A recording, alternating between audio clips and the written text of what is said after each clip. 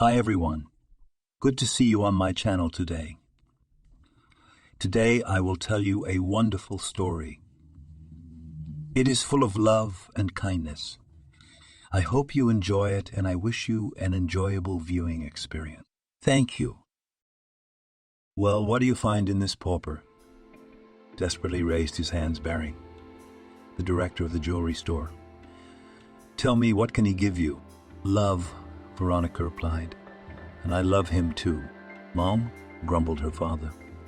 But daughter, love comes and goes. But you always want to eat. Harvey will earn a piece of bread, said the girl. Exactly for a piece of bread, raised his father's index finger. But it wouldn't hurt to have a little butter with the bread, would it? And better cheese, caviar, balikochka. We'll have everything with him. In time, of course. With what time? Mother snorted. And when else to be good and shine, but not in youth? Why live badly when you can live well? And where will you and your Harvey live? We'll find a place to live. We'll find a place to live, and we'll find a place to live. No, she can't hear us. Mallory looked at her husband, but Barry just waved his hand and went into his study. That's the way to raise an only child, thought the man. Put your soul into it. And for what? However, there was no time to ponder. The next day he had a report to hand in, and he still had a lot of work to do. Veronica had always been a raving success with guys. She was a real Russian beauty with long curls the color of ripe wheat, piercing blue eyes, and a gorgeous figure. Even the school dress of not the most attractive brown shade looked on Veronica like a creation of a Parisian fashion designer. By the way, such things in the closet of the young beauty also had. Barry had many friends among the powerful, including diplomats who flew abroad for duty. They brought things that a simple Soviet worker could not dream of, but were quite affordable for the wife and daughter of the director of a jewelry store. By the way, Mallory was not the last person in town either. Veronica's mother held a high position in the city administration. In general, Veronica was an enviable bride. At the feet of the first beauty, not only of the class but of the whole school, there were sons of the party elite, the offspring of a dentist, the nephew of a restaurant manager, but Veronica preferred a guy from a poor family. Being the daughter of well-to-do parents, Veronica did not consider wealth a special advantage. The main thing is that the man was good, and money is a matter of time. Today you have it, tomorrow you don't, or vice versa. Veronica and Harvey met when they were students. She was a first-year student at the institute, and that day she was on her way home from class. The girl received a scholarship, and she was filled with wild pride. After all, it was her first money. Being in euphoria, Veronica did not notice that she was followed by two types of unpleasant appearance. She went to the grocery store to buy her favorite creamy pole and candied cranberries for tea, as suddenly she felt someone pulling her purse. A second, and the purse was in the hands of one of the intruders. His friend, smirking, hid the folding knife in his pocket. Veronica held the strap in her hands and looked around confused, but the hooligans were not destined to get away with her bag. Stop! Veronica heard a man's voice. A second later, a dark shadow swept past her, and 5 minutes later, a tall and broad-shouldered young man with an open, simple-minded smile stood next to the girl. Here is your purse. Thank you very much, Veronica exclaimed happily. I didn't think I'd have it, and there's all my first scholarship in there. Well, I'm glad I saved your scholarship, he smiled. Veronica looked at the young man and decided that he was probably not handsome. However, he had a lot of charisma. Girls must be crazy about him, Veronica thought. And to her surprise, she realized that something like jealousy was stirring in her soul. She was also terribly reluctant to let go of the charming stranger. Well, maybe I'd like to thank you in some way, Veronica said. Oh, no. The young man waved his hand. Anyone would do the same in my place. Perhaps, she nodded. But since it was you, I'll be thanking you. Ahem, said the savior, smiling with his eyes alone, and then asked, How do you want to thank me? How would you like it? One kiss. Just one and we're even. That's not funny, Veronica burst out. I'm sorry, the guy mumbled in embarrassment. Bad joke. No, really. I don't really need any thanks, but if you'll let me walk you home, I'll be happy to. Well, if that's the way you want it, so be it, she grinned. Really, I don't live far away. But it doesn't matter. I'll walk with a beautiful girl, and the soul will be brighter. On the way, the young people got to talking. The guy's name was Harvey. After graduating from vocational school last school year, he got a job at a plastic recycling plant. And how do you like it? Veronica asked. Quite well. The money is not bad, besides I like to do good for the country. The girl looked at her new acquaintance with respect. And he's not playing around, Veronica realized. That's the kind of guy who keeps the country going. They reached the house where Veronica lived with her parents, and the girl became sad. Now they would part and most likely never see each other again. Well, shall we say goodbye? Harvey said awkwardly. Let's say goodbye, Veronica replied with a strained smile. Good luck and thank you again. And he left. I met such a girl today, Harvey shared with his friend Alex. And what kind of girl? The friend was curious. Very beautiful and, hell, I don't even know how to describe it in words. Oh, buddy. It looks like you're in deep trouble, Alex grinned. If a wit like you can't put it into words, it's really serious. So what's next? You met a girl. So what? When Harvey told his friend about how he met Veronica, he whistled. So you showed yourself a hero in front of her? Congratulations. That's great. Hey, Sanik. Not everything is so simple, sighed Harvey. She lives in a Stalinist house, you know, the one behind the gastronome. Alex thought. Parents are either party workers or bigwigs in commerce. Well, maybe scientific workers. I know that house. Once with the guys did repairs at one party worker, so before we were allowed there, except that did not take out the soul. The apartments are really big. So what? So what? She needs me badly. I bet her parents have already found her a high-class fiancé. Maybe, Alex agreed. But you don't know for sure if that's true. Besides, if she's what you say she is, she won't go along with her parents. So I'd take my chances if I were you. You know the house. Well, you're not going to let me go, are you? You're right. One morning when Veronica left the house, Harvey was standing in the driveway with a bouquet of white roses. Good morning. He greeted the girl, handing her the flowers. Shall we go and chew on the granite of science? Yes, Veronica replied with a sigh. Thank you for the flowers. They are very beautiful. Harvey remarked. They don't look very enthusiastic. How could there be any enthusiasm? I wanted to study food science, but my parents wanted me to be an economist. Well, economics is indeed a necessary thing, the boy said reasonably. But of course, if there is no desire, then another thing. No, confirmed Veronica. They were silent for a while, and then Harvey asked, Veronica, and what are you doing tonight? Same thing I always do, she shrugged, gnawing on granite of science. Why? Just wanted to take you to the movies. Oh, I wasn't, thought the girl. As they say, strike while the iron's hot. You know what, Harvey? The girl smiled. I think I'll go for it. Really? The boy was happy. Why not? We only live once.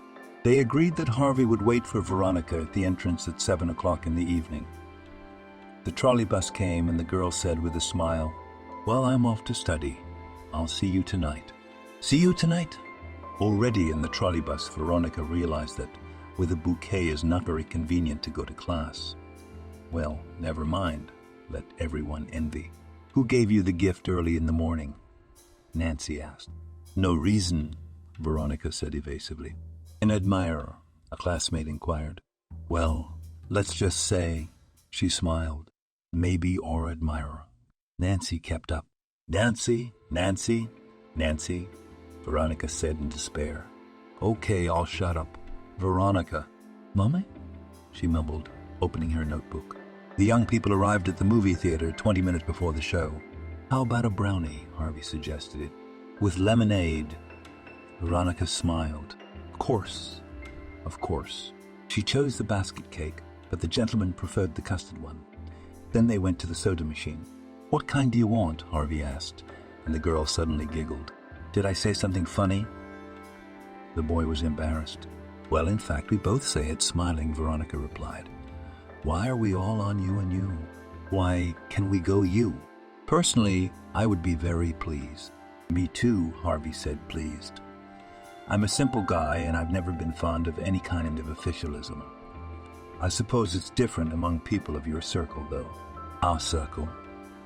The girl smiled again, which unexpectedly embarrassed Harvey. What is that, our circle? Veronica, I wasn't born yesterday. Do you think I don't understand what kind of people live in your house?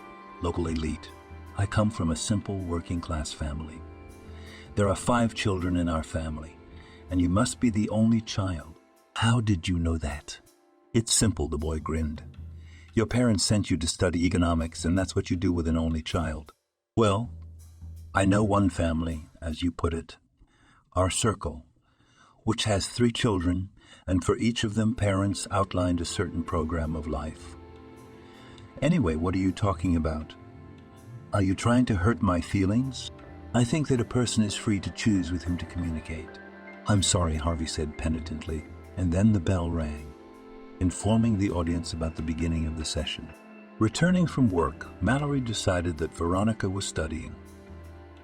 She peeked into her daughter's room and smiled when she found a lush bouquet of carnations in her place. Finally, Veronica had a beau. The wife of the director of the jewelry store knew that their daughter was successful with guys, but kept them at a distance. Well, don't you like anyone? Mallory wondered.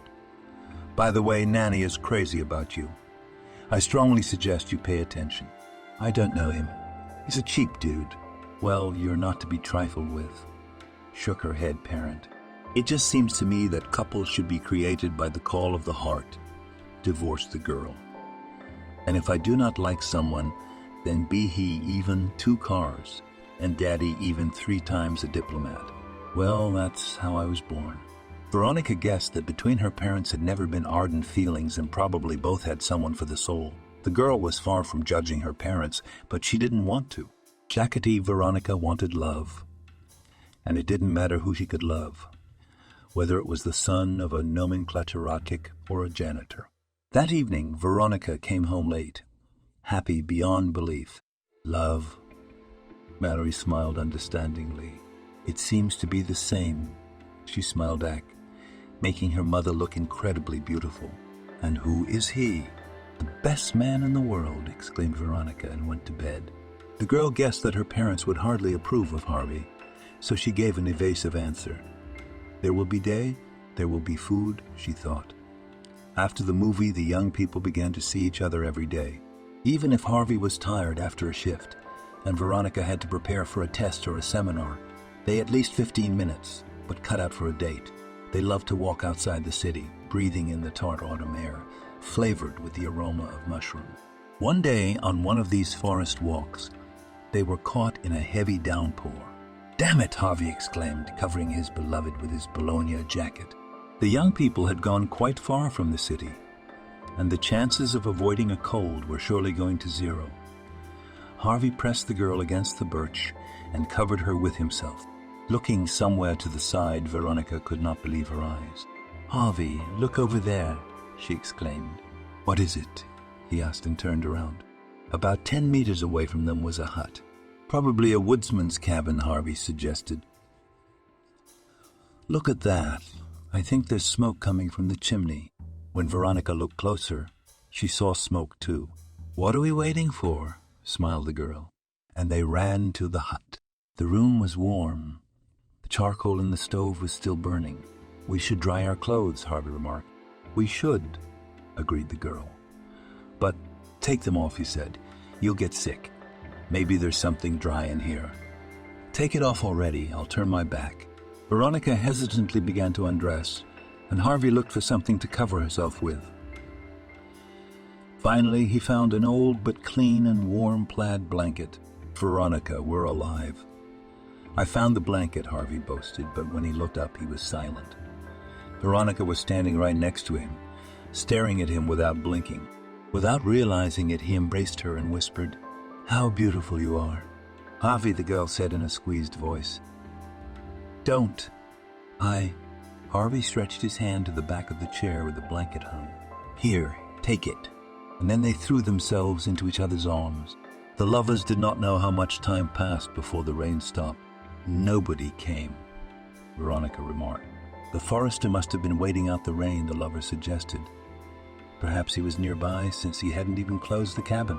He wouldn't have liked to be treated so familiarly with his guard post," the girl chuckled. "Or perhaps, on the contrary, he would be glad and proud to shelter the lovers," Harvey objected cheerfully. They laughed and headed toward town. What had happened at the gatehouse had brought Harvey and Veronica even closer together. The girl was sure that he was the man she needed.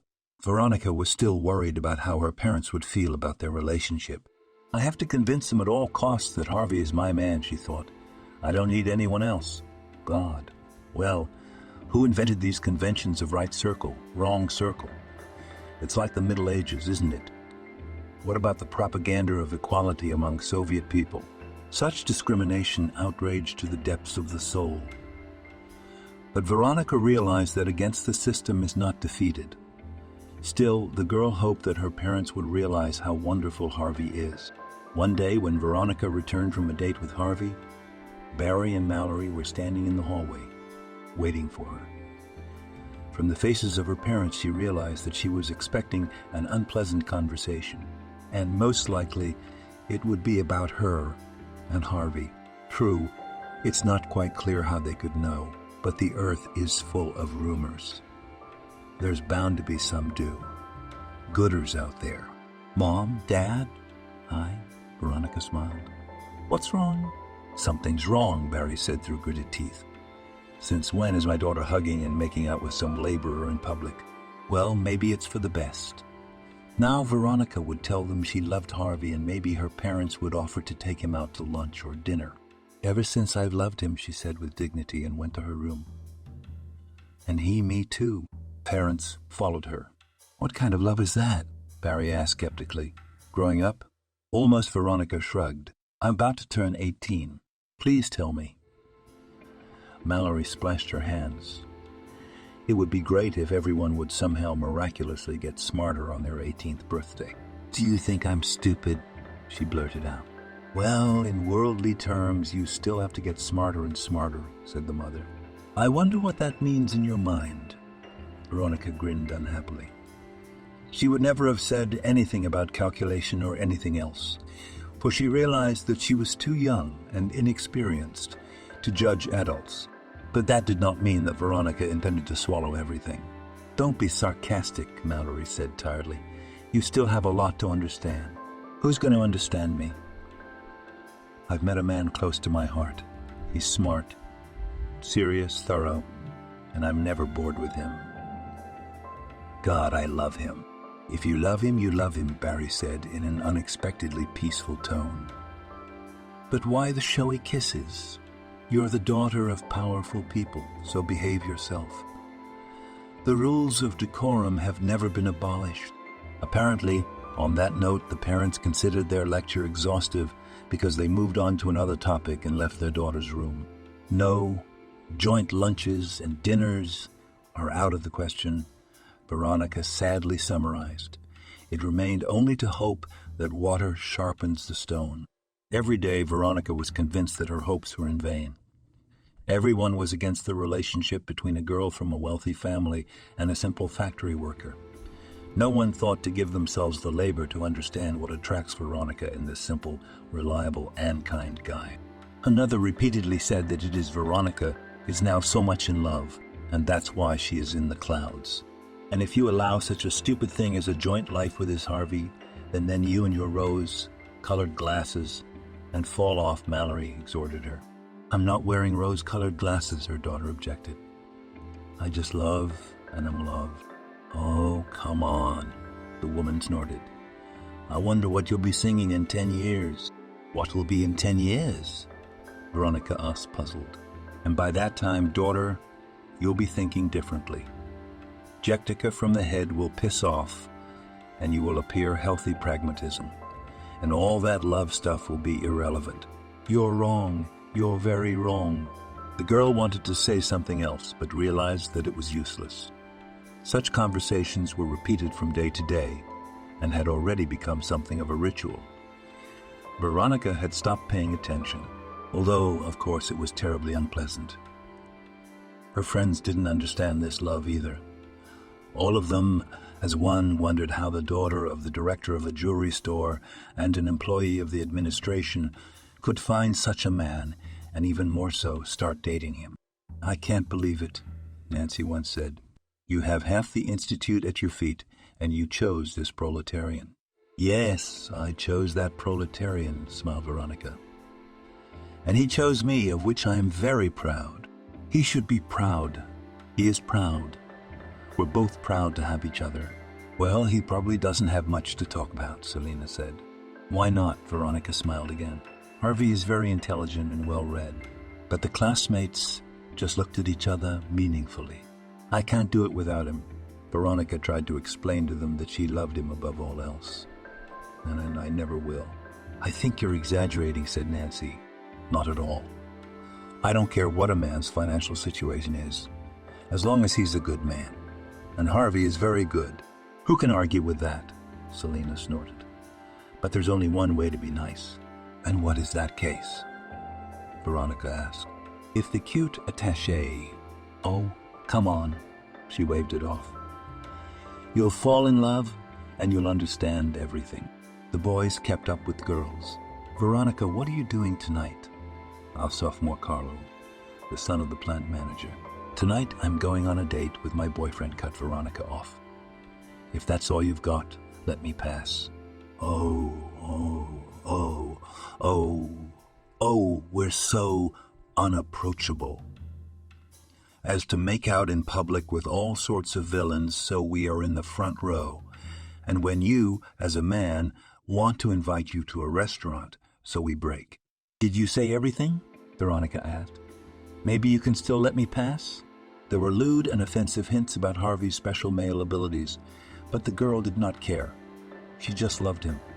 The situation, of course, was still that, but from time to time in the soul of Veronica glimmered a timid ray of hope. The shift at the factory was coming to an end, and Harvey hurried to finish his norm, anticipating another meeting with his beloved. Frankly speaking, sometimes he thought about breaking off his relationship with Veronica. Yes, he loved her madly, but the thought that it would be better for both of them came to him more and more often. There was clearly no future in his relationship with Veronica, and Harvey's status, or rather lack thereof, was to blame. The family Harvey grew up in was not wealthy. His parents worked.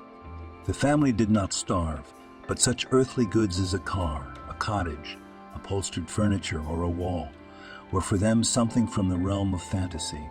There were 5 children in the family, and in order to dress and feed such a horde required a lot of money. Delicacies and sweets were eaten in this family only on big holidays. Mostly they ate cereals and vegetables from their plot. Older children often wore clothes after their parents, younger children after their elders. About what is genes? The Wilson family knew only by hearsay. When Harvey first saw Veronica, he immediately realized that he was missing. No, he didn't even look at her at first. He didn't have time for that. But when he approached the girl with a purse taken from the hooligans, his first thought was, wow. The girl was beautiful as a picture, but in addition, there was something in her that he did not see in any representative of the weaker sex. And only then, in conversation with Sonia, the word real came to mind. Harvey was not lacking in female attention, which he knew very well. He was not handsome, but there was something in him that was much more important than a sea of charm. But the moment Harvey stood in front of Veronica, he had his doubts, will I succeed in charming this girl? The idea that Veronica was real did not come from nothing. She was clearly alien to femininity and other feminine things used by the fairer half of humanity for flirting. Isn't that a reason to consider her real? When the girl said something about gratitude, Harvey was tempted to say something about a kiss. Veronica was indignant, but she didn't seem to realize how good she was at that moment.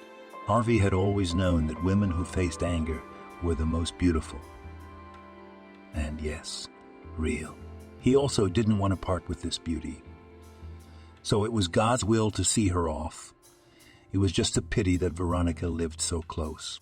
However, it was not only that. Seeing the house she lived in, Harvey's eyes grew cold. He and this girl were from different worlds. Who is she? The daughter of party workers.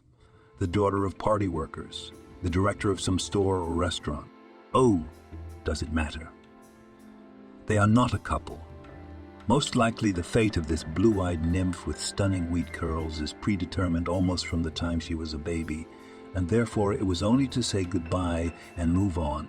There were enough girls, thank God, and there would be enough for Harvey's lifetime. But why was he so sad? After talking to Alex, he was forced to admit that everything was not so hopeless. The girl didn't look like a snob. Theoretically, she could have had a boyfriend, but it was worth a try. And it was a good one. Harvey's sympathy turned out to be mutual, with all its consequences. The relationship was undoubtedly beautiful, but Harvey guessed that it was only from the outside. For Veronica's friends, he was, is, and will remain a laborer. They were accustomed to assess people by the suit, the presence of a car or a blag in some store, and there was nothing to be done about it. Harvey himself was not worried about it, but, Veronica, am I compromising you in front of your friends? He asked her once. What makes you think that? The girl was surprised.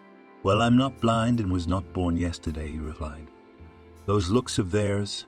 I didn't notice any looks, Veronica objected, but it sounded unconvincing. And anyway, was it worth paying attention to them? Well, they didn't really love. What could be taken from them? Harvey was flattered, no doubt. But sometimes it seemed to him that he deprived his beloved of the usual circle of socialization. Hence the thoughts of separation. Harvey wanted to marry Veronica, but realized that it was almost unrealistic. Unless the beloved will run away with him. But Harvey didn't need that kind of sacrifice. Everything will work out, said the faithful Sonka. Oh, Harvey could use that kind of confidence. Veronica and Selena were sitting in the Institute Cafe drinking coffee. Oof, I think I've had too much coffee, said Veronica. I feel dizzy. You look pale, said her classmate. Are you sick? I don't think so, she shrugged. Although this morning I was nauseous. It's understandable. Sometimes you grab a sandwich or two and you don't have time to eat properly. So your stomach protests. Hello? What? My friend's tone was alarming. Are you sure it's stomach protests? Well, at least that's the first thing that comes to mind. Veronica shrugged again. And the second? What's the second thing? Selena, don't speak in riddles. What riddles? Selena mumbled. It looks like you, my friend, are pregnant. Pregnant? Well, no. Veronica shook her head and calculating something in her mind, aghast. Oh my God! Is it that bad? Apparently you're right, she said slowly.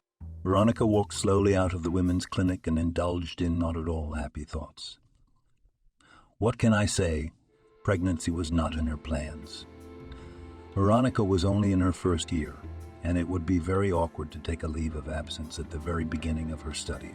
In addition, the administration of the Institute knew perfectly well who her parents were, and God only knows how it would all end. Clearly not good. She's still a minor, by the way. Of course, this moment is a matter of months. But now, while Veronica is not yet 18, her fate is in the hands of her parents. The girl entered the apartment and looked at herself in the mirror hanging in the hallway. For the last 3 days, her face was very pale. Circles appeared under her eyes. Veronica, is that you? She heard her mother's voice and shuddered. Yes, Mom. What are you doing up so early? It's Friday. It's a short day. Oh, yes. Are you having lunch? What are we having for lunch? We're having chicken wings with rice and hot sauce for lunch, Mallory said cheerfully. Sounds like fun, smiled her daughter, thinking she'd rather have herring and potatoes. And pickles to top it all off. But wings, so wings. Not bad either. Mallory put the food on plates, and mother and daughter sat down at the table. The sauce smelled of spices and garlic, and Veronica suddenly found it disgusting. The girl jumped up from her seat and rushed to the restroom. "Veronica," her mother looked at her questioningly. "Isn't there anything you want to tell me?" The girl sobbed bitterly, and her mother rushed to her. "Well, well," she said, hugging her daughter. "Don't do that. The problem is solvable. I have a doctor I know, and he—" "No," Veronica whispered in horror. "No, no, I beg you. I don't want to." Her mother's voice became hard at once.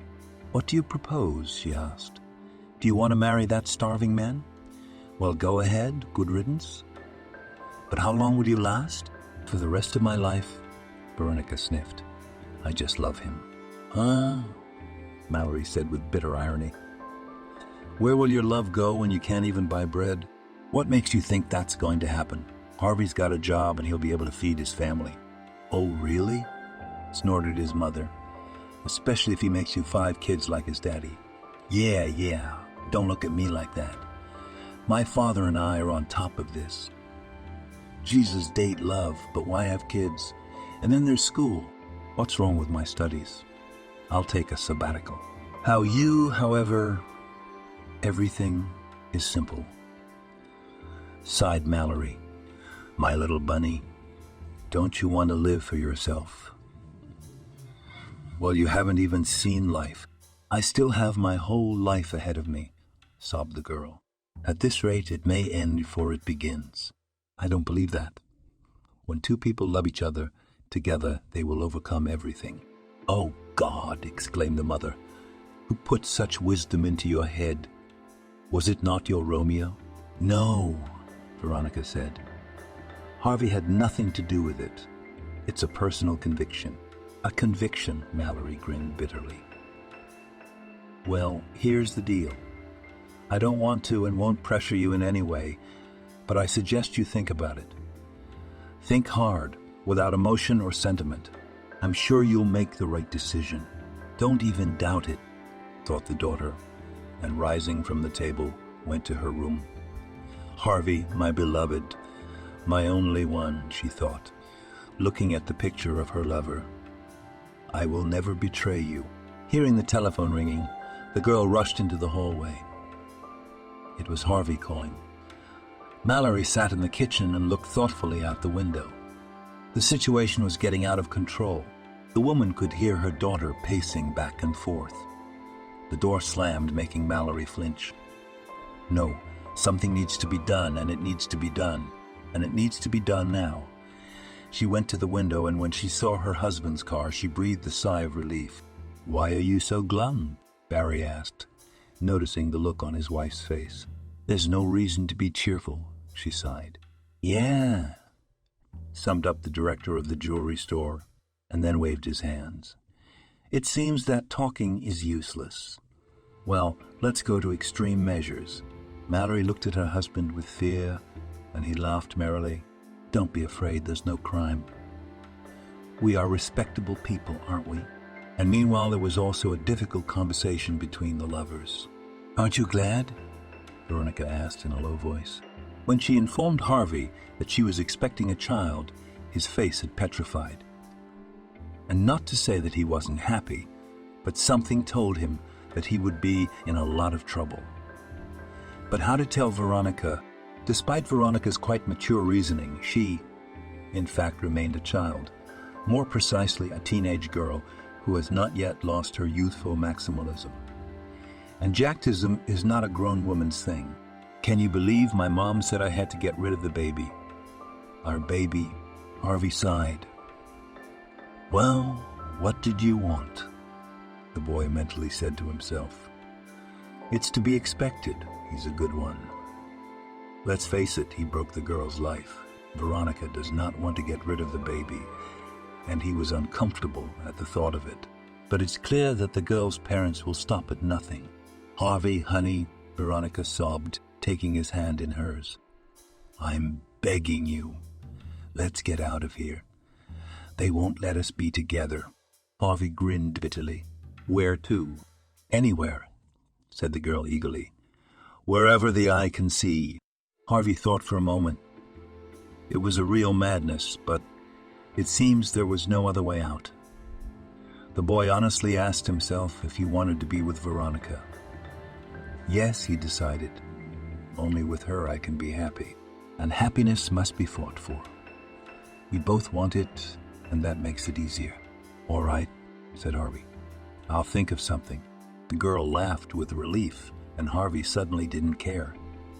At that moment, he thought that perhaps there was nothing wrong with jacking. The plastic recycling plant was one of the largest businesses in the city. Not a bad place to be, Barry thought, looking at the building. That's what we'll dance from. Hello, Barry said politely to the janitor. I'd like to see Harvia. This matter is being handled through the director. So let's solve it, smiled Barry. The wait was a good 40 minutes, but he knew how to wait. Hello, you wanted to see me? A young man asked politely as he entered the break room. That's right, the stranger smiled. But you sit down, there is no truth in your feet. The boy obediently sat down. My name is Barry. The director of the jewelry store introduced himself and added with a grin. I see that my name is not an empty sound for you. No, Harvey admitted. Very well. Then you can probably guess what I've come to talk to you about. Well, about Veronica, I take it, he shrugged. Barry, if I may be brief. I've got work to do. Wow, he's got character, Barry thought with involuntary respect and nodded. All right, short. Anyway, Veronica's getting married and she wanted me to tell you to talk to you about it. Harvey's eyes darkened. You're lying, he said. If it were really true, she would have told me so herself. Veronica always says what he thinks. Yes, that's true. Barry smiled disarmingly. But it's a delicate situation. Despite her ability to reason and cut the truth in her uterus, Veronica is also a child, at least for now. Harvey didn't want to believe it, but there was a doubt in his heart. Then the thought struck him, what difference does it make? Since her daddy's here, it smells like kerosene. No, he didn't chicken out. But he was afraid for Veronica. Who knows what her father might do if the girl went against her parents' will? This conversation was just a measure of intimidation. They say, if you don't want to do it the right way, you'll do it the wrong way, and it will. I understand you, said the young man. I promise not to bother Veronica. I wish her happiness. Well, that's good, Barry said approvingly. I knew we would understand each other. 2 smart men are better than 1.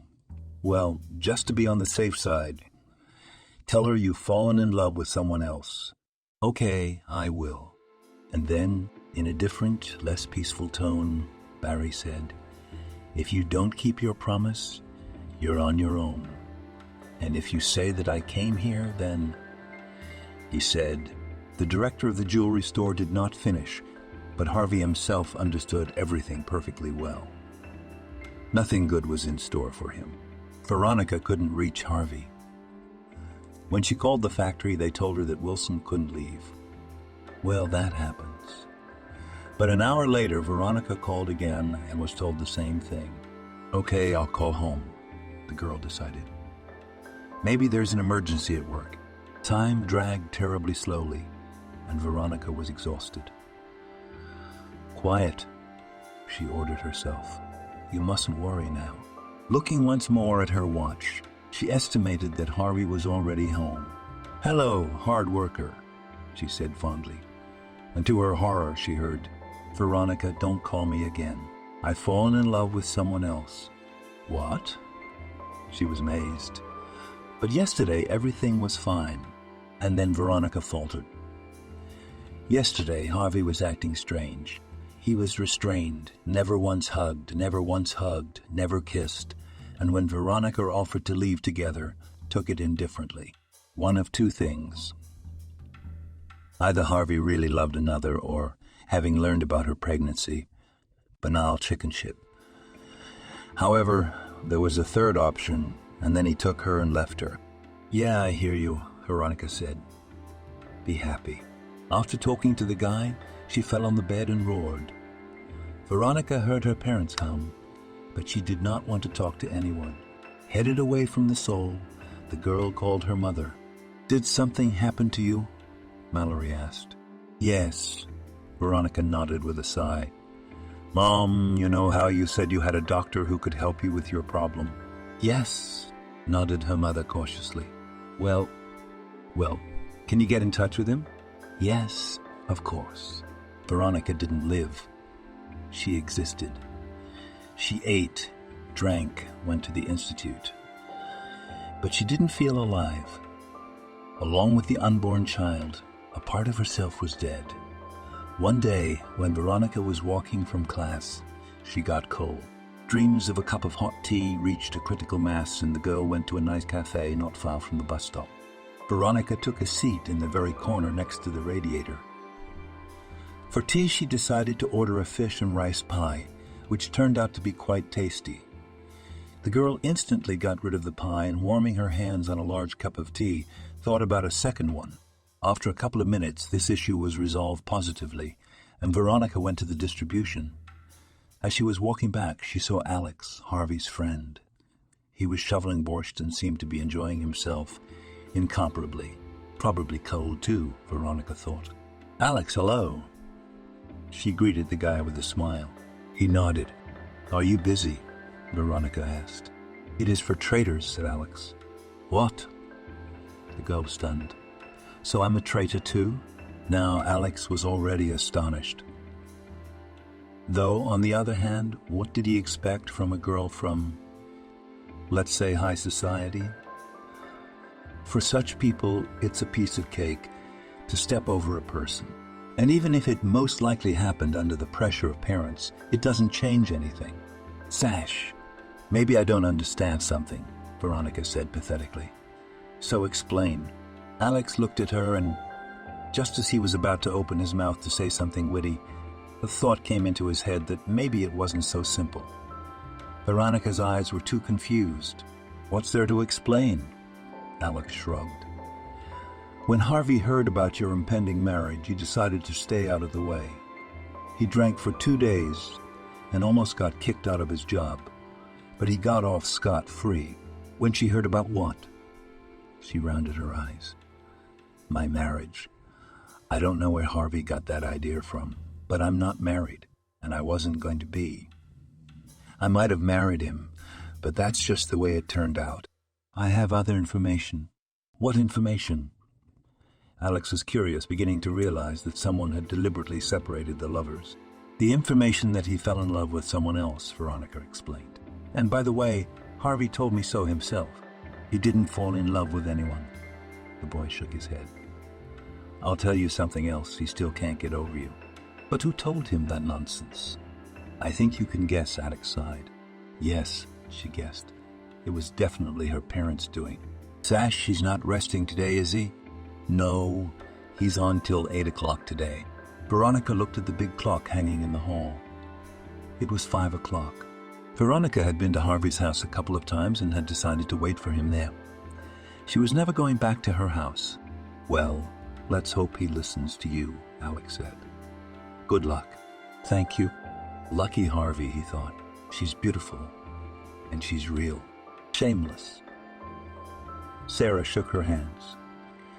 "She dares to come here. I wonder if your husband knows you're here."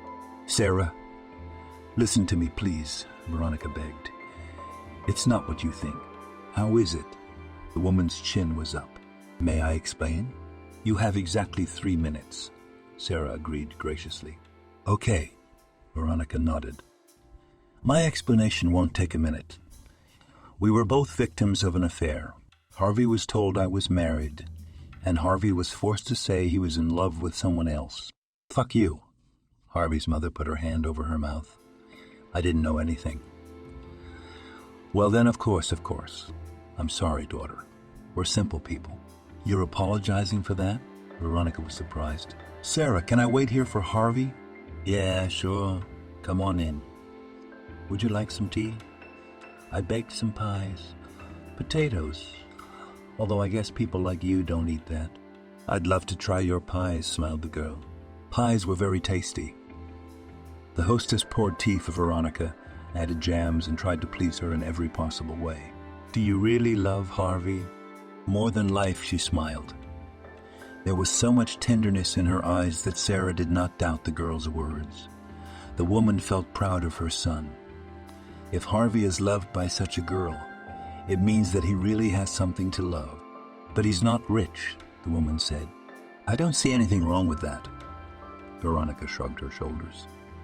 "I think a smart man will sooner or later have a good life, and Harvey's very smart, and Harvey's very smart, and he's a hard worker. That's more than enough." They didn't notice that the evening had come. Besides Harvey, there were 4 other children in the family. His older sister Ariana had married and gone to live in a neighboring town. Billy, who was a year younger than Harvey, was finishing his 2nd year in the Army, a sophomore student named Maria, and a 10th grader named Jack. By the way, Maria studied at the same institute as Veronica. This woman should be memorialized in her lifetime. The girl thought, raising 5 children is a lot of work. Yes, they are not rich, but they live in friendship and do not play tricks on each other. The last 2 were at home, and Veronica found that Jack looked a lot like his older brother. Apparently, both were like their father, dark blonde hair, ironic gray eyes, strong-willed chin. But Maria was an exact copy of her mother, dark brown hair and lively brown eyes. At first the boys met Veronica coolly, but when Sarah explained to them that it was all a lie, they became friends, little by little. "Jack, did you finish your task?" the mother asked. "I can't," sighed the boy. "I'll have to go Leslie tomorrow before class to explain it." Yay, Sarah jokingly chastised her. "Well, I'm not Lobachevsky," smiled his son. "What's the problem?" Veronica asked. Jack, with a sigh, opened the algebra textbook and showed the problem. Nodded Veronica, running her eyes over the condition. "The problem is clear. Give me a sheet of paper and a pencil." 10 minutes later, the solution was in front of the astonished teenager. "Promptly," he praised her. "It's nothing." Veronica waved her hand. "After all, I'm an economics student, and you didn't want to go into economics." She heard a voice behind her. "So dear and favorite, Harvey." Veronica jumped up from her chair. "I'll explain everything." "No need," he smiled. "We've been brief." Smiling Sarah stood in the doorway. "Jack, Maria," she said, "what are we doing here?" "I missed you so much," Veronica whispered, resting her head on his shoulder. "Me too," Harvey said simply, followed by a long kiss. "Harvey, I have something to tell you," the girl said quietly. "When you told me you were in love with someone else, well, it was a stupid thing to do." Harvey closed his eyes and tears came out from under his lashes. "It's my fault," he said. "No," Veronica said. "If it's anyone's fault, it's mine. I shouldn't have told my parents. I should have known they'd do something about it. What can I say now?" Harvey shook his head sadly. "What are your plans?" "I'm not going home," she said firmly. "So if you kick me out, I'll be a homeless vagrant." "Well, we don't have the mansion you're used to, but I think there's a place for you." For a couple weeks, Harvey winked. "Then I'll get paid and get you and me an apartment. How's that for a program?" "It's a great program." Veronica laughed happily and snuggled up to her lover again. Then she called home. Mallory answered the phone. "So, Mom," said the girl firmly, "I can forgive a lot of things, but not interference in my private life and your shenanigans behind my back." "Veronica, baby, what are you talking about?" the mother exclaimed, but Veronica interrupted unceremoniously. "I'm telling it like it is. Mom, this is low. I didn't expect this from you, and I'm not coming home." "Maybe you shouldn't have done that," Harvey asked. "Cole, what are you talking about?" the girl exclaimed. "I love you. You love me. For me personally, love is sacred, and they just spit in my face. No, I won't forgive them. And why should I be the way they want me to be?" I'm not a puppet. I'm a living person. You can understand them too, Harvey said. They wanted what was best for you. They wanted to satisfy their ambitions, career, connections. Well, and the daughter, that is I, should not hit the dirt. And here I, fell in love with the wrong person, said Veronica, and could not resist, jumped. Harvey also smiled, but at the same time noted, the main thing is that you do not regret anything. In the morning, Jacob, Harvey's father, returned from his daily shift. He worked as a watchman at the bakery. When he heard from his wife about the guest, the head of the family said, "Well, God grant that things may work out for them." The next day was Saturday, and the lovers went to visit Sasha. In addition to the owner of the apartment, expected a few more people, so there was going to be a big feast. When Harvey and Veronica entered, preparations for the party were in full swing. Veronica was immediately involved in cutting vegetables for salads, sausage, and bread, and she was delighted to be recognized as one of their own. After getting to know everyone, Veronica found the girls and guys nice and interesting. They were simple and ingenuous people who judged people on intelligence and character, not money and connections. Even if the guys knew who her parents were, they didn't show it, and that pleased Veronica too. Veronica laughed till she fell, listening to anecdotes and curiosities from life. With guys and girls of her own circle, she was not half so interesting. They stayed the night at Alex's place.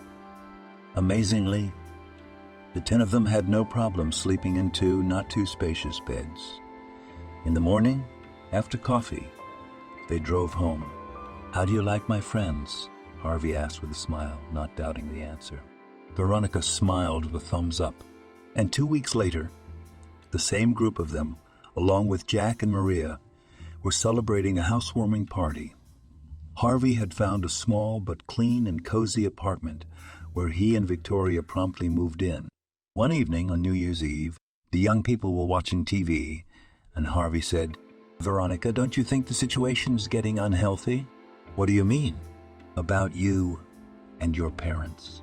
Veronica frowned. "When your father came to see you at the factory? Is that normal?" "Veronica, but you don't know what you do in their shoes," Harvey remarked. "I don't know." The girl nodded. "But certainly not the way they did. I'm not really capable of that. To take it out on a man just because he's out of his league is beyond me." "You are principled," said her lover fondly, and she snuggled into Veronica's shoulder. New Year's Eve was celebrated at the Wilson elders' house. Ariana came with her husband and daughter Cecilia. "What a lovely little girl," Veronica said delightedly when she saw the blonde doll with the lush bow. "Our princess," said the future relative proudly. At that moment, Veronica thought of the child she could have waited for, if not for the intrigues of her parents. "Don't be sad," whispered Harvey. "You and I are going to have a baby, and, God willing, more than one." That's what Veronica wished for at the chimes. Mallory celebrated New Year's Eve alone. A couple of days before the holiday, the couple had a fight, and Barry went to a friend's house in the country. There would probably be girls there, but she didn't care anymore. Neither did her daughter's elopement, or rather, the one she thought she had. Mallory had had a very turbulent youth, with many things, including termination of pregnancy. And then she met Barry, the jewelry store manager, and decided that here was her chance. Numerous attempts to get pregnant failed, and Mallory decided to take desperate measures. Cunning and enterprising lady developed a plan and found it very even not bad. First of all, Mallory, for a hefty cash bribe, agreed with a midwife on the alleged registration. Then she arranged with her lover, who worked in the theater, to get a false belly. Mallory wore loose clothes, pretended toxicosis, and denied Barry and marital relations. "You know, I couldn't get pregnant for a long time, so I'll have to be patient," she said. "It's okay," the spouse replied. "The main thing is that the child is healthy. Then it's a matter of technique." At the right time, Mallory went to give birth. The midwife had to tell some poor mother that the baby had died, but it worked out even better than expected. The 16-year-old woman in labor refused to give up the newborn girl, and the midwife gave her to Mallory. By the way, she and the young cuckoo mom had the same type of appearance: blonde hair, blue eyes, and moderately lush forms. Unsuspecting, Barry took his wife and baby from the maternity hospital, and a strong Soviet family prospered, grew rich, and raised a long-awaited daughter. But what an ungrateful girl! And what, one might ask, did she lack? Maybe it was because Veronica was not their own daughter. The woman sighed. She was not her own daughter, but her soul ached. If she gets tired of being poor, she'll come back, Barry said. Mallory wasn't so sure about that. Outside the window, she heard the sound of clappers and shouts of Happy New Year. Mallory drank a glass of champagne and staggered to bed. After the New Year, Harvey again talked about visiting Veronica's parents. Cole, well, do you need it? She was puzzled. It's not human, sighed Harvey. You're kind, smiled the girl. They don't deserve it. Come on. Everybody deserves forgiveness. Did they ask for it? Veronica grinned. My parents could have tracked me down if they wanted to. They could have gotten your number and it would have been a piece of cake. Except they didn't. Are you drunk again? Barry asked, looking squeamishly at his wife. Not again, but again, snapped Mallory. Again, he shouted. You're ashamed to be seen in public. What do you look like now, huh? You've been fired from your job. Our daughter left home, and you didn't lift a finger to find her. You're an administrative officer. Come on, get your head out of your ass, my wife exclaimed. Well, remember who went to the factory and for what purpose. The same. If you had been a normal mother and communicated with your daughter, nothing would have happened. Like a normal mother. Mallory laughed and drained a good portion of cognac. And I'm not her mother at all. And you're not her father. That's the way it is. What are you talking about? No, drunkenly stretched the wife. I'm not talking. I'm telling the truth. Do you know how many men I've been with before you? Oh, tons. I'm tired of counting them. And then I got knocked up, got rid of the problem, and became an empty flower. Mallory told her husband about her collusion with the midwife, the young laboring woman, and Barry just shook his head. He wondered where Veronica had gotten her temper. There was no pragmatism in her, and her love affair with the laborer was not about him and Mallory. In the first days after Veronica's departure, the director of the jewelry store was sure that she would come running. However, it was already May, and Veronica still did not show her nose. I suppose she was at her laborer's house. At one time, Barry wanted to look for an adopted daughter, as it turned out. But then he gave up. I guess the lack of bloodline had taken its toll. And now he didn't see the point of it at all. When Mallory sobered up, he would tell her he was leaving her for another woman. But how could it be? Mallory asked in confusion. That's right, we were, Barry muttered. And now I've had enough. You're always drunk and Veronica's left us, so there's no point in living together, to put it bluntly. I think we should try, the wife said pathetically. Oh, don't be ridiculous, smirked the director of the jewelry store. Try what? I have another woman, so there's nothing to try. And the apartment? What about the apartment? You'll exchange it and that's it. But I thought you were leaving. Wait. Did you think I'd leave the apartment to you? Darling, you're unbelievable. That apartment is, after all, jointly owned. And guess who invested more in it? That's right, you didn't? Barry, I don't get it. Are you reproaching me? Not at all, Barry shrugged. I'm just telling it like it is. In my opinion, the exchange of the apartment is a fair and, most importantly, legal decision. Despite the alcoholic intoxication, Mallory realized that her husband was right. She visibly drooped and waved her hand, do as you wish. A month later, the couple divorced. A month later, they traded a 4-room apartment in the center of the city for 2 not bad, too, in decent neighborhoods. Barry continued to manage the jewelry store and enjoyed love with a young, beautiful merchandiser, Juliana. It would seem that divorce should have hurt the reputation of a respected Soviet citizen, but nothing of the sort happened. An alcoholic wife is no reason to divorce. God knows I tried to help her as best I could, but if she didn't want it, all efforts were useless, Barry said. All his friends and acquaintances nodded sympathetically. After a while, Barry married Julianne. Do you know what men have kissed my hands? Mallory told her new friend Maddie, a janitor who was a man, Hunter, and a drinker. Oh, you have no idea. What's the difference? Giggled the smashing lady with a sly, smarmy face. Everyone is about the same. The ladies laughed and clinking their glasses with a national drink. If any of the administration staff saw Mallory now, they would be very surprised.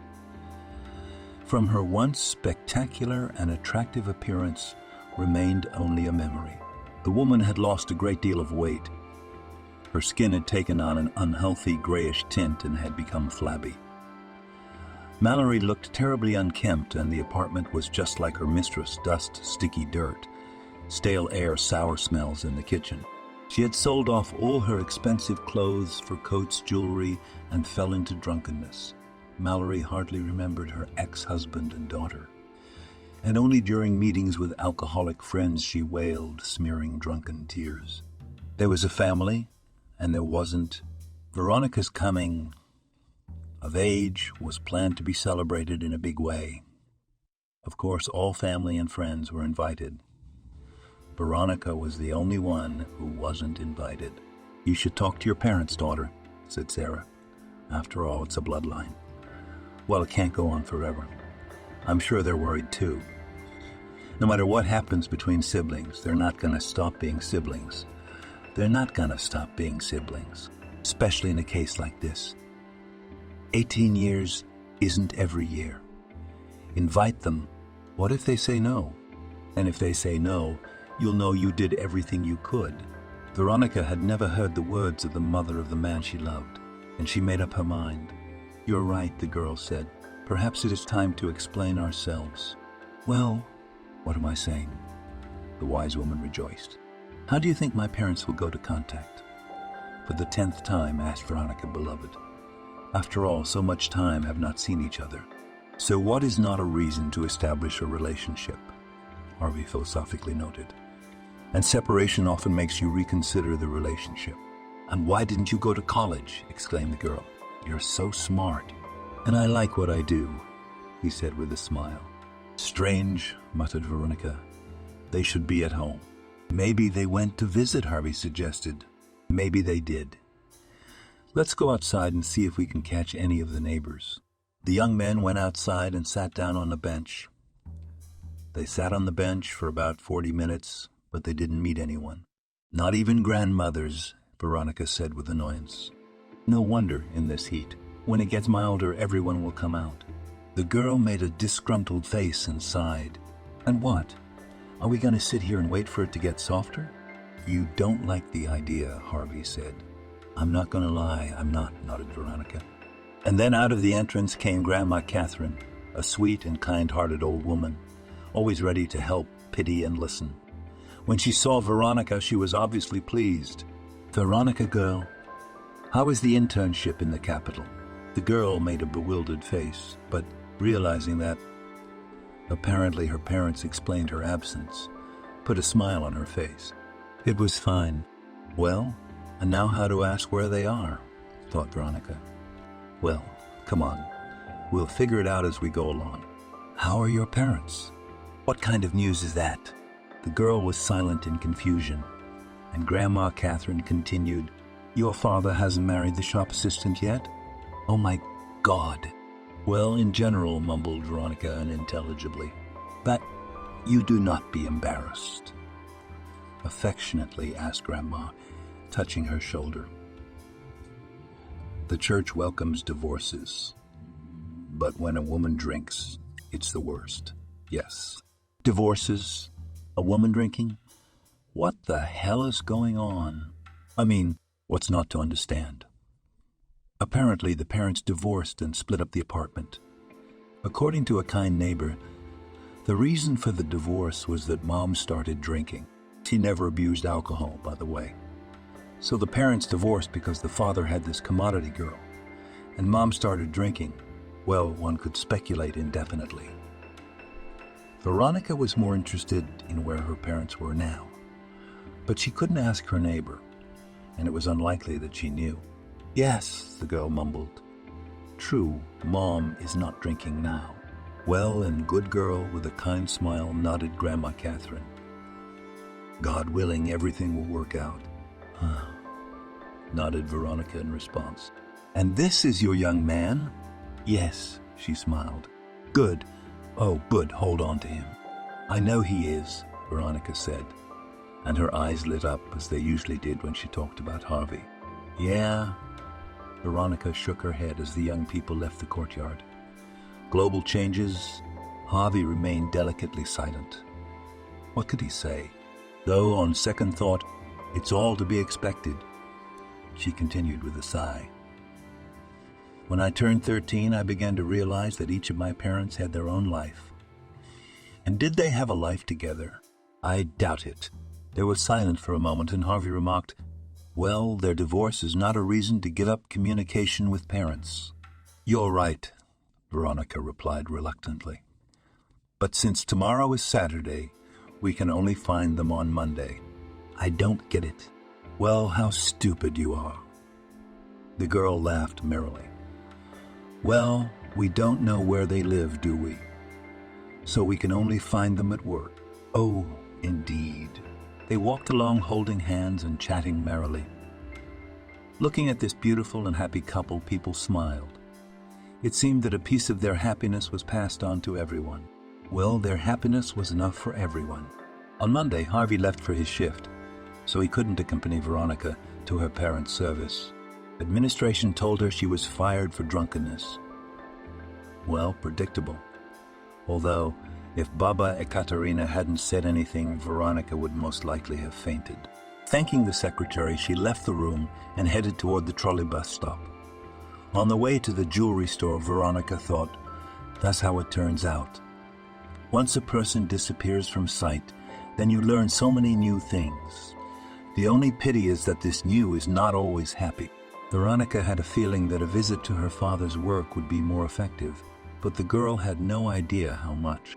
"Who are you here to see?" a vigilant guard asked. "To the director," smiled Veronica.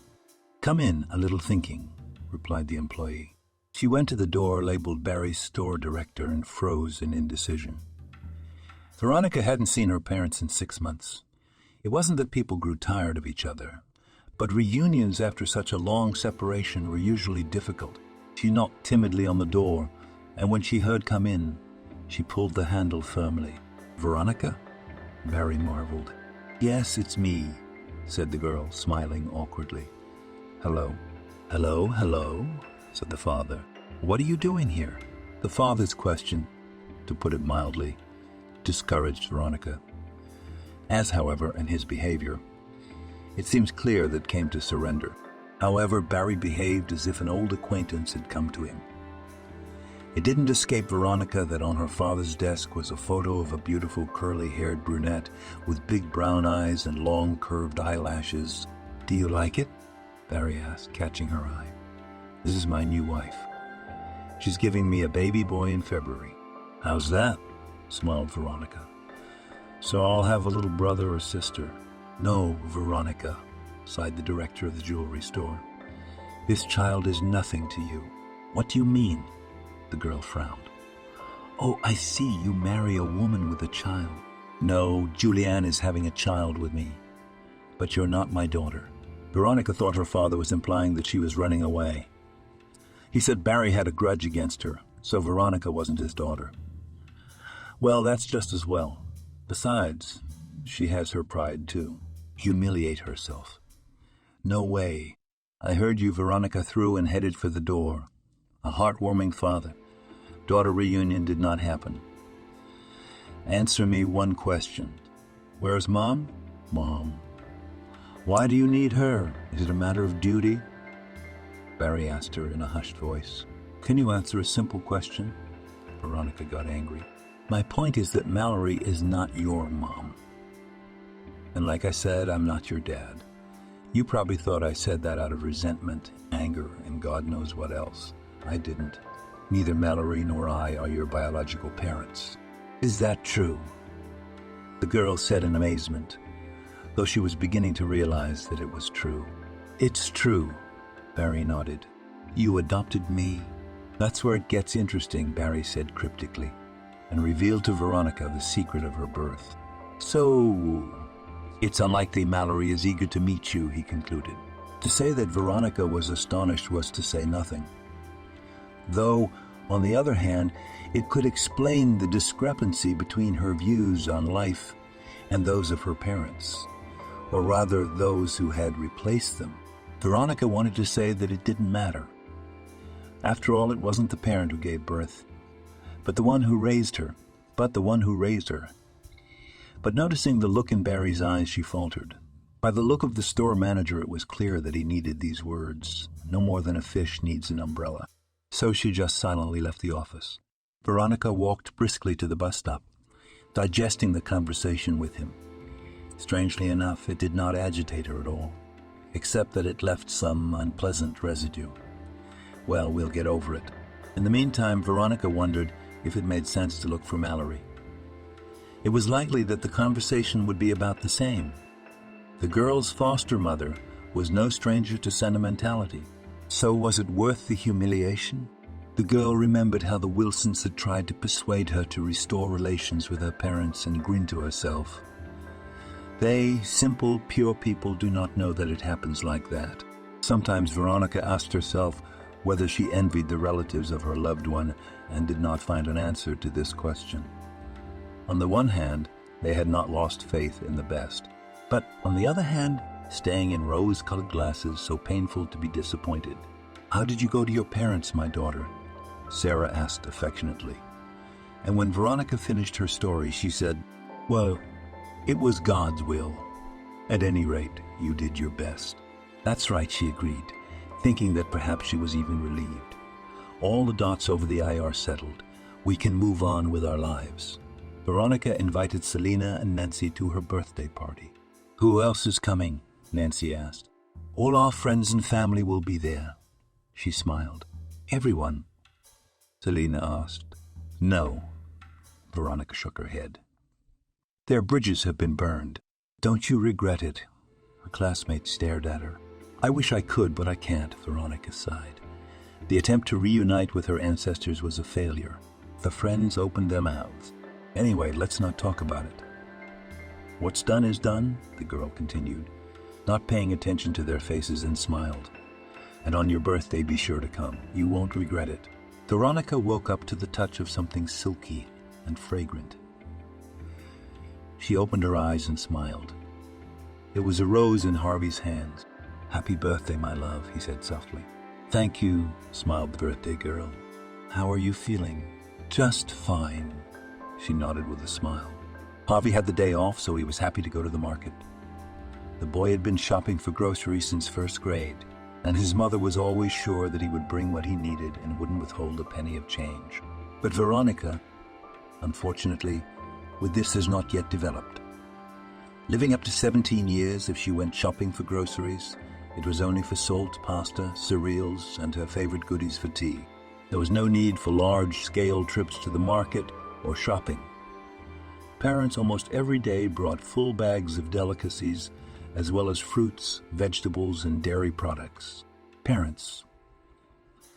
Even now, Veronica called them parents to herself. Even despite the unpleasant conversation with Barry, let it be on their conscience, she decided. The first to arrive was Alex and his girlfriend Casey. Happy birthday, beauties, he said with feeling, handing Veronica a bouquet of coral-colored tulips and a barrette in the form of a mother of pearl flower. Oh, how lovely, she exclaimed. The flowers are just gorgeous. What do you mean? Olga asked with a laugh. The live ones or the one on the hairpin? Well, if I said flowers, I mean all of them, Veronica laughed back. In a few minutes, Harvey's parents, Maria and Jack, arrived. They gifted the celebrant with a bouquet of dark burgundy carnations, a cute teddy bear and a volume of Akhmatova, whom Veronica loved very much. "How did you know?" The girl was amazed. "Well," Sarah answered in a satisfied voice and waved her hands with a smile. Then came Harvey's friends, whom Veronica had met at that nice party, Ariana with her husband and baby and her faithful friends. "Is everyone here?" Harvey asked cheerfully and cordially, invited the guests to the table. The guests drank, ate, and enjoyed the friendly and incredibly heartwarming atmosphere. "Veronica, the groom, is a good one," Selena said approvingly. "When you get tired of him, will you tell me?"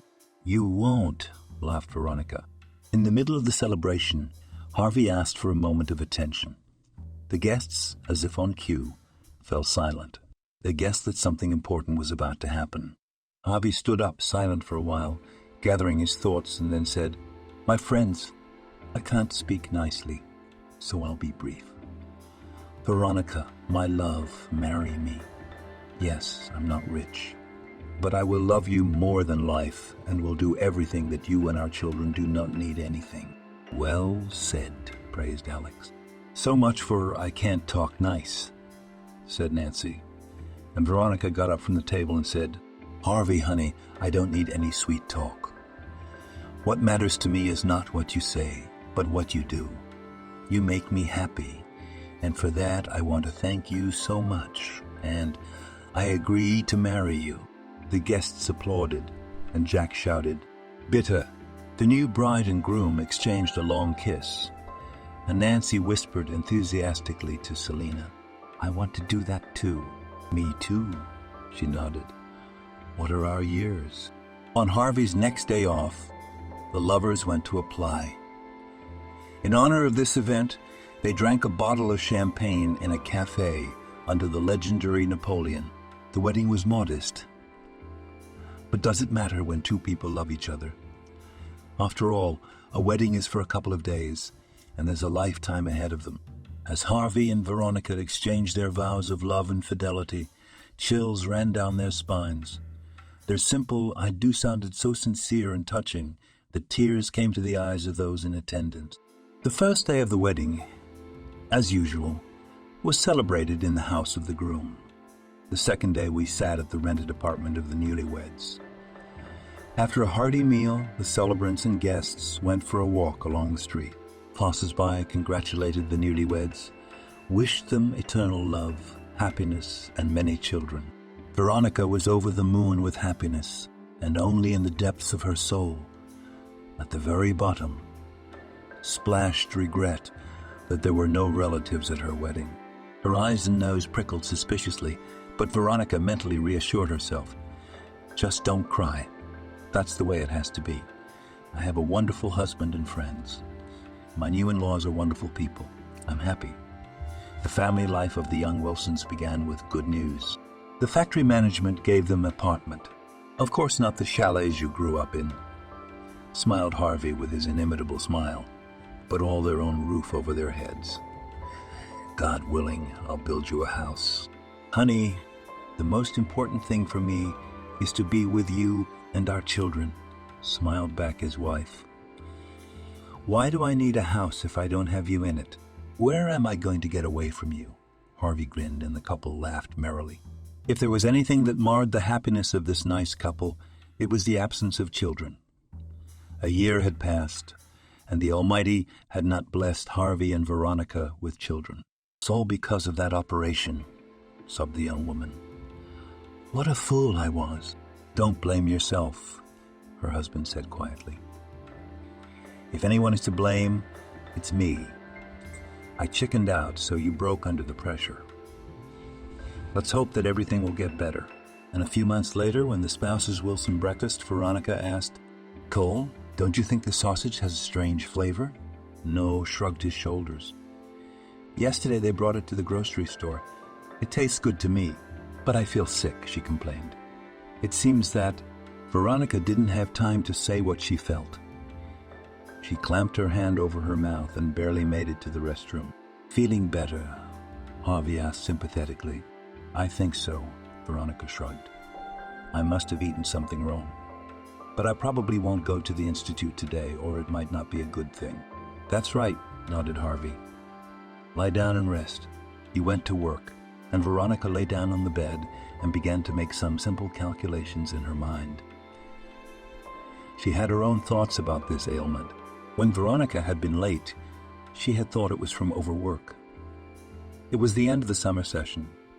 Veronica was confidently going to automatic in 2 subjects, which she did not want to lose. This morning, Veronica suspected that it was not because of fatigue, but she was afraid to spook happiness. So she decided not to say anything to her husband for the time being. "Congratulations, Mommy," with a smile, said a nice smiling woman in her 40s. "You're going to have a baby. 5 to 6 weeks. Is it true?" Veronica couldn't believe her happiness. Of course, the doctor assured her.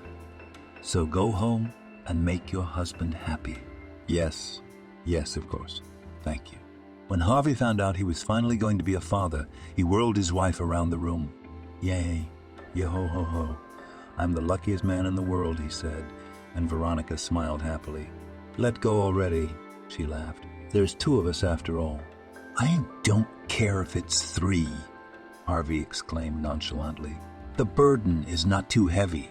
Tony was born on February 22nd. The baby was an exact copy of Harvey. "Couldn't wait a day," Harvey told his faithful friend Alex. "It would have been a February 23rd present for Daddy. And now, it's not a present," grinned his friend. "Not a present." The happy young father shook his head with a smile. "Here's better than a gift." The men sat in the friend's kitchen and drank beer. Olga was frying potatoes for dinner and preparing a salad. Alex and Casey had been married not so long ago, and now they were envious of their friends. "How happy you are!" exclaimed the young woman. "I want a little one so much." "There will be a holiday on your street," exclaimed Harvey. "You've only been married a short time, so you'll wait for your stork." 5 years later, the couple Wilson gave Tony a little sister Aubrey, an exact copy of the beauty of his mother. And then there was Perestroika Dashing 90E, which became for average people a real test. Turning Point Zero, and finally, the blessed time of cell phones and the internet. The Wilson family overcame all the trials with honor. From a simple worker at a plastics processing plant, Harvey rose to a shift supervisor, and in a couple of years he rose to chief technologist. Veronica, who became a certified economist, got a job in a coal company, which in the hardship period grew and multiplied exponentially. Among them, there were many one-day firms, but the company in which Veronica worked was not one of them. At the beginning of the noughties, when the plant became obsolete and was sold under the hammer, Harvey was left without a job. "Don't worry," his wife reassured him. "How long have you worked for us? Now it's our turn." Tony, the Wilsons' eldest son, was just out of high school. After learning that his father had lost his job, the boy took a job as a courier, putting up posters and walking dogs. At the same time, Tony was preparing to enter the institute, and when the school year began in the family again came a white streak. Harvey was offered a job in an engineering company. The man was to take advanced training courses, and he was ready to learn. So, the position of a mechanical engineer was in his pocket. In time, Harvey Wilson took the position of deputy head of the supply department, and he also ran for deputy. Thus, a humble factory worker became one of the respected people of the city. Time flew by quickly. Harvey safely realized the dream of a country house, which became his gift to his beloved wife to the silver wedding. The children of the Wilson couple grew up, and before they knew it, they became grandparents. Son Tony gave them a grandson who was named Tom. The boy grew up smart, inquisitive, and charitable. Incredibly, but it is this character trait of a 10-year-old boy played for the Wilson family, not the least role. The stove in the hut in the thick of the forest has long been unheated, but for a stray, homeless old woman, and such a dwelling was not a bad shelter, at least for the summer. And then we'll figure something out. We're used to it. The old woman entered the house and taking bread, salad, some processed cheese, and mineral water out of a bag, sat down to dinner. Sunday mornings at church served better than other days. So today she could afford a delicacy like meat salad with asparagus and boiled carrots. The pain in her liver reminded her of the cirrhosis that had been plaguing the older woman for years. Who knows, she might not be alive anymore if she hadn't stopped drinking, but her life is still a wreck. In recent days, the wandering old woman often dreamed of her daughter. What's that about, thought Mallory. Maybe my days are numbered. That would be glorious. That would be glorious. After all, the way I've been living for the last 10 years, and life is not to call it. If only I could see my daughter at least one eye. She was convinced. Everything that happened to her is nothing but the law of boomerangs. What's wrong with this kid? Mallory thought with a sigh. Hard, working, and, as it turns out, determined. She knew that Harvey was one of the most respected men in their town. Then one day, on the eve of the election, Mallory walked past a polling place and saw his portrait. "I blundered," she muttered. "Oh, I've blundered, and I've blown my life. And all the damn alcohol." After her divorce from the director of the jewelry store, Mallory went on a rampage. Having sold everything she could, she slept on an old mattress, which she dragged from the dump and ate on newspaper.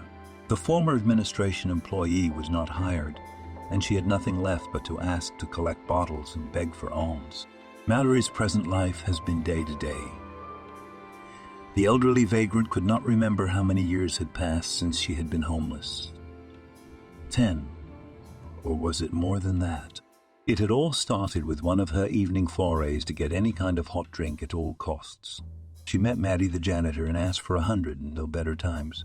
"Mallory, for God's sake," Maddie said. "What better times?" "Well, don't you want it yourself?" The ex-wife of the director of the jewelry store asked hopefully. "Maybe you can think of something?" "No, Mallory, I'm in a bind," shook her head.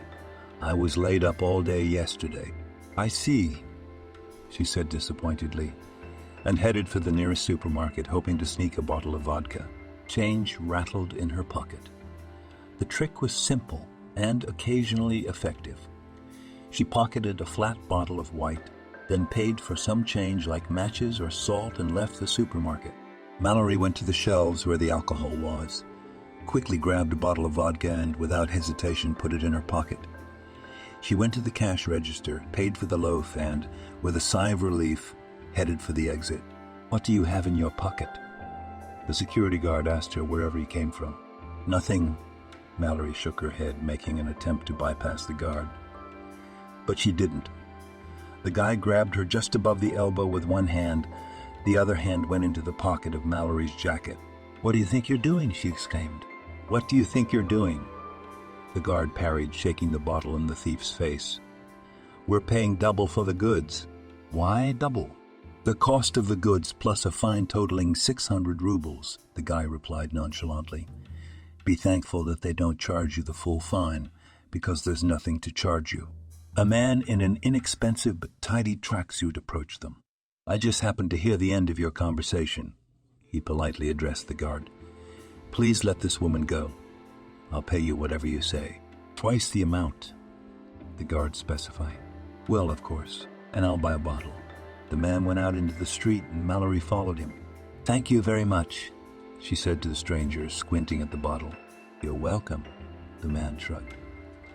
"Would you like a drink?" "I'd love one," Mallory said, visibly perked up. "Where is there to drink?"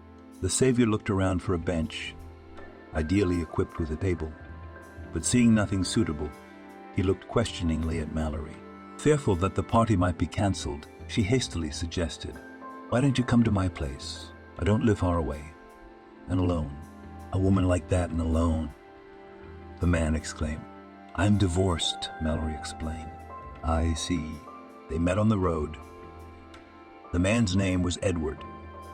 According to him, he had gotten divorced today, and now he was feeling sick and miserable. "It's just a miracle that I met a charming woman," he said. Mallory smiled embarrassedly. She couldn't remember the last time she'd been complimented. They drank a bottle, and Edward promptly ran for another. I'm not lonely, I'm free, Mallory said, and added tearfully, but sometimes you want a man's attention. Edward consoled her, and eventually they found themselves on a greasy mattress.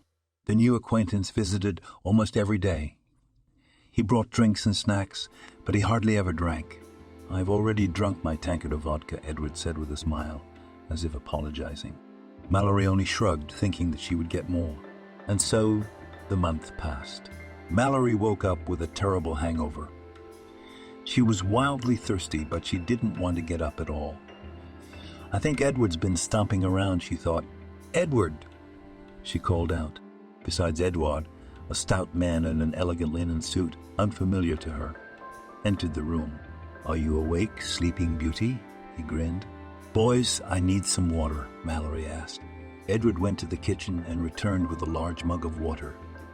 The woman greedily took a drink, and when she had drained it, the strange man said, Allow me to introduce myself, Alex, the current owner of the apartment that you signed over in my name. I didn't sign anything over to you. Mallory shook her head. Oh, really? Alex asked curtly. Do you want to see the documents? If you please, sobered up, Mallory replied. However, she already guessed that everything would be all right with the documents. Mallory ran her eyes over the document, and black circles swam before her eyes. As a former employee of the administration, she was ready to bet her head that the document was genuine. So what? It turns out she gave her apartment to some Leviton. I don't believe it. You have exactly 20 minutes to vacate the premises, said the new landlord coldly. Edict, but how could it be? But he only stared blankly at Mallory. Edward, Mallory cried. I thought that we had a... What about? Edward grinned carelessly. Have you seen yourself in the mirror? Mallory wandered across the yard with a bag containing an old sweater and roared. God, what had she done? The woman had heard about some black realtors, but did not pay any attention to it. Oh, that eternal Russian Avos. Probably every second thinks that all the terrible things can happen to anyone but him. So no one and nothing is insured, but this is no time for philosophizing. We'd better make sure we get a place to sleep. Yes, bad luck for you, friend, nodded sympathetically Janitor Mady, who sheltered Mallory for a while. Those black realtors are everywhere. You can live, of course. What now? And she lived. Or rather, continued her existence, which was becoming more and more miserable by the day. Then one day the ladies had a disagreement, and Maddie kicked her drinking companion out into the night. Mallory walked through town, drunk and unwanted. She wanted to jump off the bridge, but strong arms picked her up. Mallory struggled desperately and screamed, Let me go. I'm going to do it anyway. I have nothing more to live for.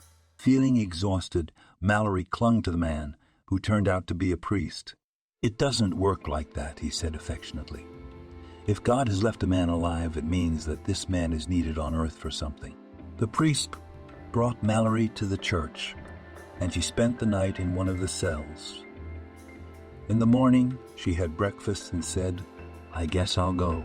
Priest looked at her carefully and said, If you have nowhere else to go, you can stay here, my daughter. Mallory lived at the church and did all kinds of work. Sweeping the yard, shoveling snow, clearing the table after meals. She lived there for a little over a year, and then there was a fire in the church. I could talk to the prioress of the monastery, the bishop suggested. The monastery was about 25 kilometers from the city. It might not be a bad solution to the problem, but Mallory refused. For some reason, she did not want to leave her hometown. Then there were strangers' cottages, lodgings, casual acquaintances, work in hostels for a bowl of soup, and a chance to spend another night. Mallory took her time tearing open a packet of salad with a knife, cut off a couple of slices of bread, and started eating. The salad was very tasty, and the older woman stretched out the pleasure. Suddenly, she heard some rustling. Isn't that a wolf? Mallory thought with fright. The woman went to the door to see if it was locked, and suddenly she saw a boy about 10 years old. Tony, the Wilsons' oldest son, worked for a reputable grocery company, and he often traveled abroad. Their daughter-in-law, Catherine, worked late and often sent her son Tom to his grandparents. The boy adored that country house, so he gladly went there. Not far from the country house of the Wilson family was a forest. Having eaten forest raspberries, the boy thoughtfully walked through the forest in the hope of seeing something interesting. The interesting thing was the abandoned hut of the forester. Tom, sneaking, approached it and recoiled in fear. A gaunt old woman in rags was staring at him. Could it be Baba Yaga? Came into the boy's head, a crazy thought. Don't be afraid. I am not Baba Yaga, said the old woman with a grin, as if guessing what the boy was thinking. And who are you? He asked bravely. I'm Baba Mallory. And I'm Tom, the boy answered importantly. Do you live here? Well, you could say that, sighed the old woman. Don't you have a place to live? Tom guessed. In spite of his young age, the boy was very perceptive. No place, Mallory replied succinctly. Why not? Because she was a fool. Why don't you come with me? The boy suggested it. Where to? The old woman was surprised. To our country house. Grinned Grandma Mallory. Your parents are dreaming of putting a homeless old woman in their house. It's not my parents, Tom exclaimed eagerly. Grandpa and Grandma live in the country house. They're very kind. Come and see for yourself. They would never leave a man in trouble. The last word sounded very touching. Perhaps only a child who has not yet learned cruelty, meanness, and other terrible things can say that. Obeying a sudden impulse, Mallory allowed herself to be persuaded. Who knows? Maybe there really is a place for me in this house, she thought, with an undercurrent of hope. Harvey and Veronica were sitting on the veranda drinking tea. Tom was taking a long time today, the loving grandmother said worriedly. He wouldn't get lost. Don't worry, grinned Harvey Mikhailovich. He knows the forest like the back of his hand. And what kind of forest is it? Just a grove. Veronica nodded and, rubbing her temples, said, I'm going to go and lie down. Must be the pressure. You know, I've been dreaming about my mom for 3 nights now. What's that about? And who knows, pensively said the husband. Veronica went to the second floor, and Harvey decided to drink more tea. The dog Dick barked outside. The owner of the house looked out the window and saw a strange picture of grandson Tom with an elderly woman, homeless by the look of it. She was obviously unwell, for she was holding her right side. Must be something with her liver, Harvey decided. Grandpa, I brought Grandma Mallory, the grandson said as they entered the house. She's got no place to stay. Can she stay here tonight? Just for 1 night? And then the unexpected happened. Before Harvey could even open his mouth, the guest burst into tears. Are you Harvey? She asked. Yes, he nodded confusedly, and the woman fell at his feet, saying, I'm sorry if you can. Forgive me if you can. Forgive me for Christ's sake. Who are you? Harvey asked, picking the woman up off the floor. I'm Veronica's mother, she confessed, and sobbed even more bitterly. So I'm already a great-grandmother. Mallory smiled sadly an hour later, when she was having tea with Veronica, Harvey, and Tom. She had slept a little and put on clean clothes. It turns out that's the way it is. The foster daughter waved her hands. I've been dreaming about you, Mallory said, looking at her intently. I dreamt about you too. Apparently there's a bond between us that only a mother and daughter can have. Veronica, I have to say, Mom, I know everything, Veronica replied, taking her hand in hers. Father. God, what kind of father is he? Well, he told me everything. He was the one who convinced me that I didn't need to see you. And now I realize it was necessary. We're mother and daughter, and nothing else matters. Tears came to my eyes. That boy Tom is nothing short of an angel, her great-grandson. That's the way it is, no other way. And the rest doesn't matter. Things will be different now, no matter how long they have to be together.